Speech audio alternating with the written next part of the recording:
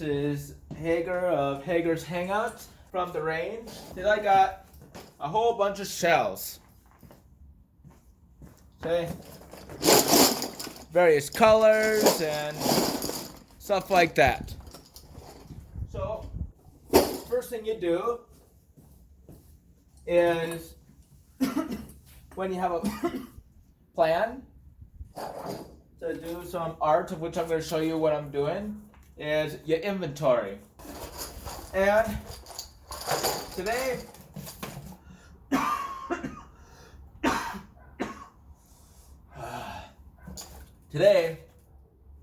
we're gonna make a checkerboard. I'm gonna make the pieces today, and soon I'm gonna make the actual board itself. So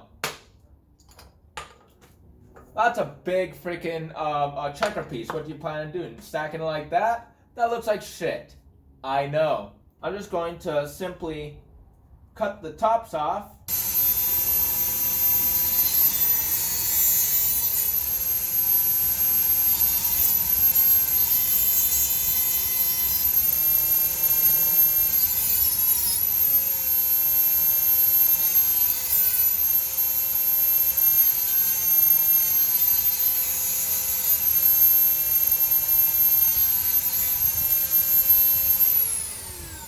Boom.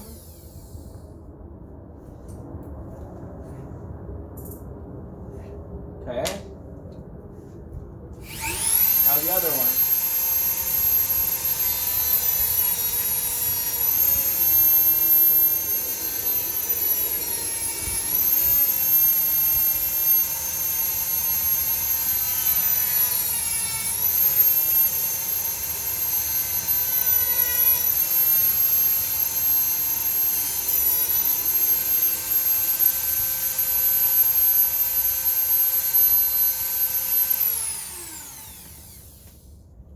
Boom. So you have silver and gold pieces, right? Not quite the same size, but that's the point of art.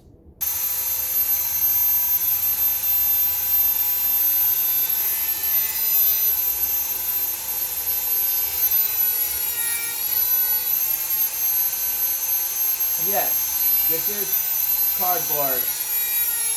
That's why it's smoking. And yes, I do have a fire extinguisher nearby if need be. Hopefully I will not.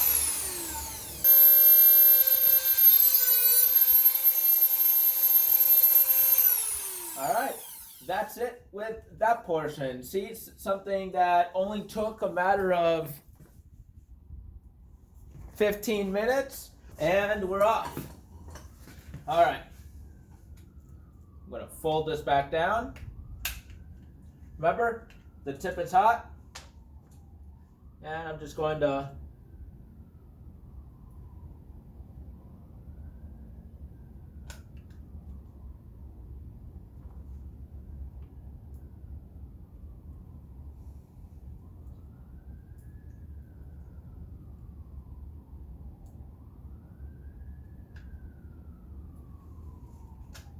okay.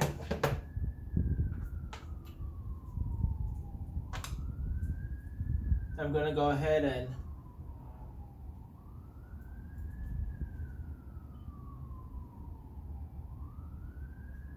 well, that is good to know. I completely lost my magnet in that. So I will have to fill now and actually put the magnet in. As you can see, possibly, the magnet just fell in and it sunk like the Titanic. So let's go ahead and fill.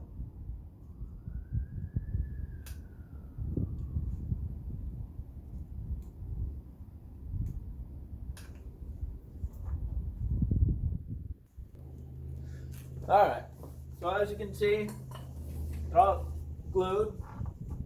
they don't balance completely right yet. What I'm gonna do is just get a simple file. I'm just going to file them down so they sit flat, and I tried it out like a flat on a flat, and honestly, I don't think I'm gonna add this. I'm gonna avoid adding the magnet since it works perfectly fine as they stand. Once I flatten them out, so it's nice and perfect, I'm gonna put a sticker on them. And as you can see, for shotgun shells, I hope you can see, it fits perfect. I don't have to trim or anything. So that is my checkerboard. Alright, now that I made the checker pieces, let me show you how I made the checkerboard. All I did was take a big sheet of aluminum, well, not aluminum, but metal, nice big sheet, cut a corner off. I kept it nice and square.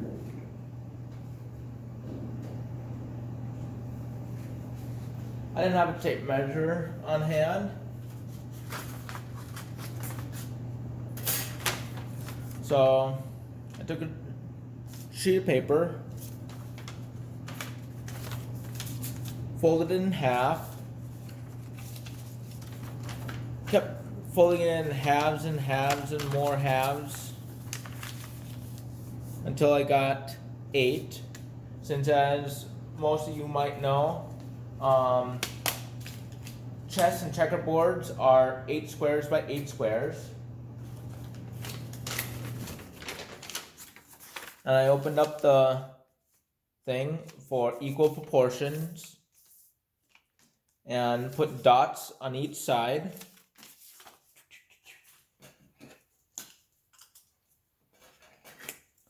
Then I took a sheet of metal that I cut off, aligned it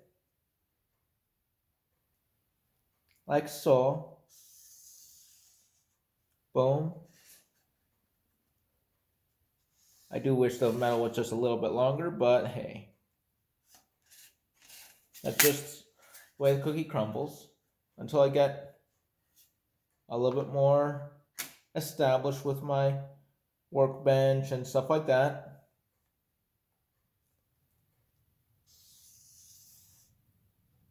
Oh, and I did use these tin snips to cut the edges.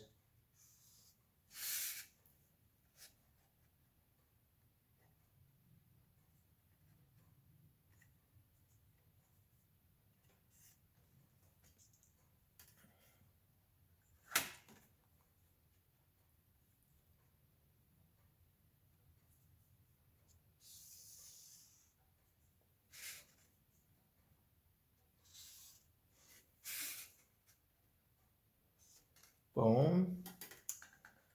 Almost done. Yeah, that was cheating. It's probably gonna look bad.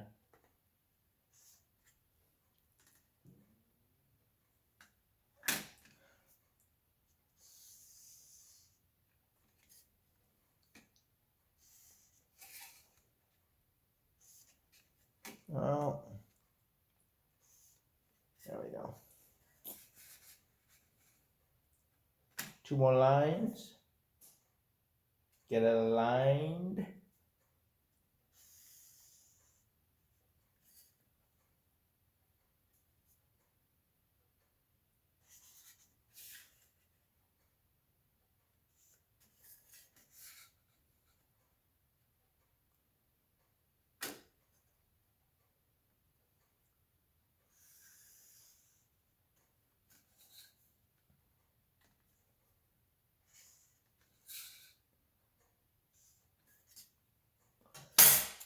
Boom. Okay? So the lines are done. Oh, patch. Don't know what happened there, but life happens. Then what I'm going to do is I'm going to get some paint. Then I'm going to paint it. So that's what I'm going to be doing next. Hopefully, this will be the last portion of the checkerboard that I was making. Okay? As you saw with the last segment, I just did permanent marker on the lines. Well, to create the lines. Then I went to the store, picked up some Rust-Oleum paint, or Painter's Touch, which is the preferred brand of myself, at least, since it gives it nice and shiny, looks nice, stays for a while. It's good quality, but yet it dries fast, lasts long. It's actually good paint, and and I've tried a few, but checkerboards are not just red. They're red and black. So I'm gonna open up this can of black.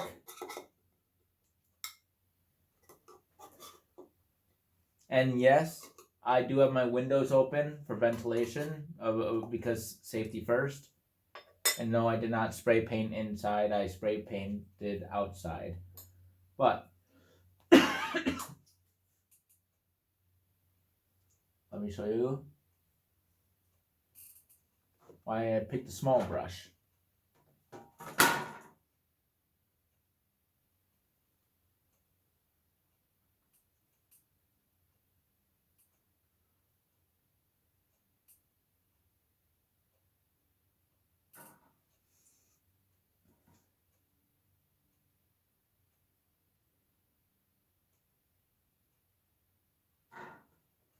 That's 1 out of 30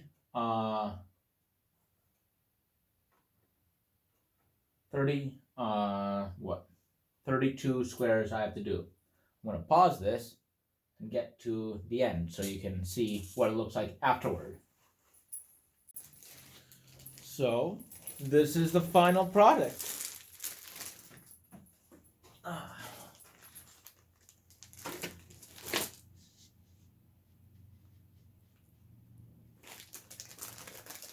You have your checkerboard. That's why my hands are black, because life happens.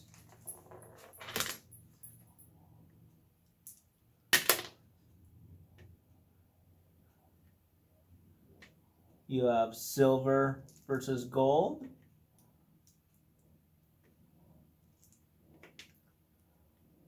So from cutting up all the shells, the gluing the shells, to making the board, to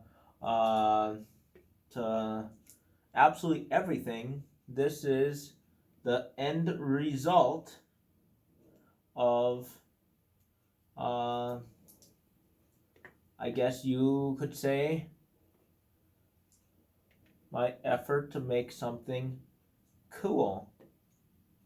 Well, that's just how it goes. If I were to do just a few more pieces, I could have done the other side, being a backgammon board. But you know what? That might be cool. But I'm not going to do that, since to find people who play backgammon is a lot more difficult than to find people who have the patience to play checkers. So that's what the final product looks like. Thank you.